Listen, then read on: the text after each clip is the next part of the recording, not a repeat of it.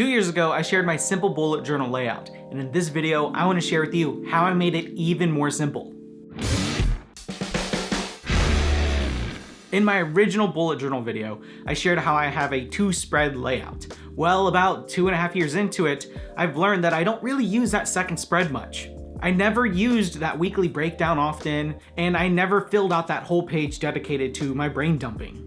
So I wanted to experiment. I wanted to see if I could consolidate all of these things onto one single spread. Long story short, it's fantastic. I'm not having to flip between pages to write down notes in my brain dump section and going back into tracking my habits and to writing my daily journal stuff. I can just see my full month on one spread. It could just lay open on my desk and be really accessible. I'm also getting a lot more use out of my journal since I'm only using one spread rather than 2 spreads. To quickly recap what I do use for journaling, I use a Baron Fig Confidant notebook with the dot grid. It gives me the freedom of sketching and doing whatever I want, but gives me some sort of structure to stick to when I'm writing or drawing the lines. I use a Pilot G2 pen for basically all of the writing. It's smooth. And then I use a flare tip pen, which is basically like the bold version of the pen.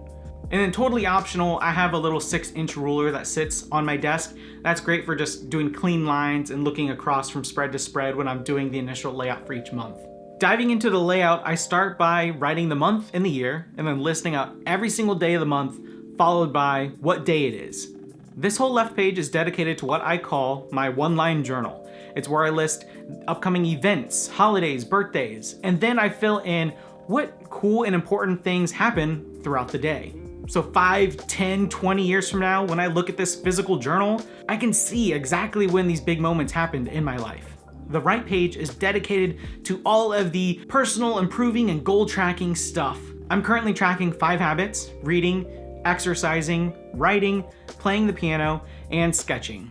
These are habits that inevitably just make me feel better physically, mentally, creatively, and some of these habits are gonna help me in my long-term goals, which I track in these little sections for my work goals and my personal goals. Writing down my daily to-dos and my monthly goals help keep me accountable. So I will usually just write in here the things that I want to accomplish that month. My personal goals really just reflect the habits I'm doing and how to improve on them, so whether I need to scale back or increase how often I want to try and do a habit. Or I might put down on here a really big task I've been needing to do, like around the house or just sort of in my day-to-day. And then as a freelance graphic designer specializing in designing merchandise for the music industry, I have this little tiny section where I tally mark all of the approved work I have. And then a large chunk of this page is for brain dumping, getting out ideas, doing little doodles, or just writing really important things or takeaways that I've just sort of picked up throughout my day. And if I don't have a lot happening to brain dump that month, I'm not gonna feel bad wasting an entire page to it.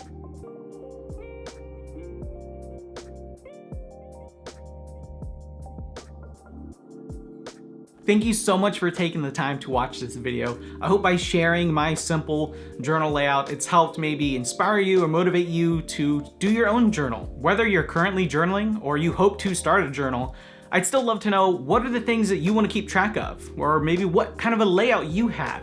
Leave a comment below. Thanks again for hanging out. I hope you enjoyed this. Now, let's get back to work.